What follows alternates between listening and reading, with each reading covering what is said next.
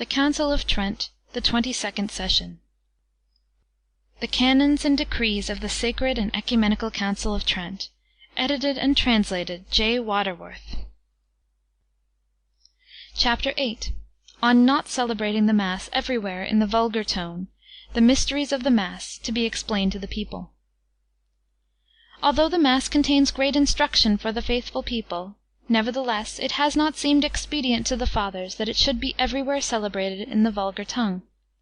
Wherefore the ancient usage of each Church, and the rite approved of by the Holy Roman Church, the mother and mistress of all Churches, being in each place retained, and that the sheep of Christ may not suffer hunger, nor the little ones ask for bread, and there be none to break it unto them, the Holy Synod charges pastors, and all who have the cure of souls, that they frequently, during the celebration of Mass, expound, either by themselves or others, some portion of those things which are read at Mass, and that, amongst the rest, they explain some mystery of this most holy sacrifice, especially on the Lord's days and festivals.